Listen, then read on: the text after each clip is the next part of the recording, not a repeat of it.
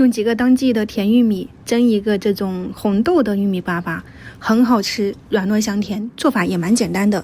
首先我們要買玉米的話呢，就一定要是這種帶皮的啊，如果家裡面自己種的話呢，你就直接把它掰回来，然後去掉根部，把老葉子掰掉，頭上面那個須的話呢，如果是有虫洞的话呢，咱們也把它切掉，只需要在裡面那種嫩一點的玉米衣把它剝下來，像這樣子一個整個都是完整的。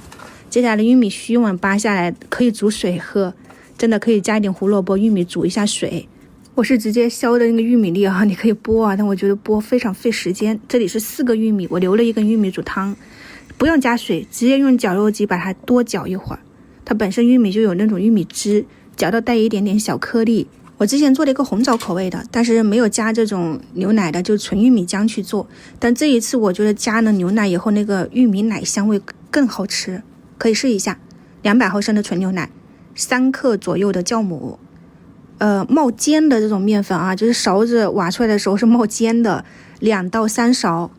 最終的狀態，咱們用筷子攪拌一下，它是非常黏糊的，甚至有點阻力的就可以了。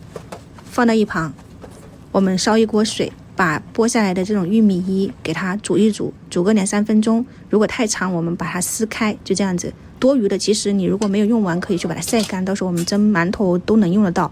這一鍋水不要浪費，裡面的溫度剛剛好可以用來發，但是這個水一定是關火的狀態啊，就燙玉米衣的那個水，我放在這個溫水上面，只要20多分鐘它就發起來了，非常快速。然後在裡面噴上一點油。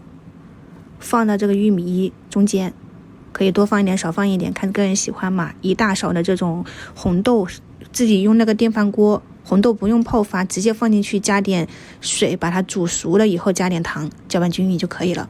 這個是之前咱們做了一點，放到冰箱凍起來的，昨天晚上解凍了以後，今天特意來做這個玉米粑粑。就這樣子上鍋給它蒸8到10分鐘。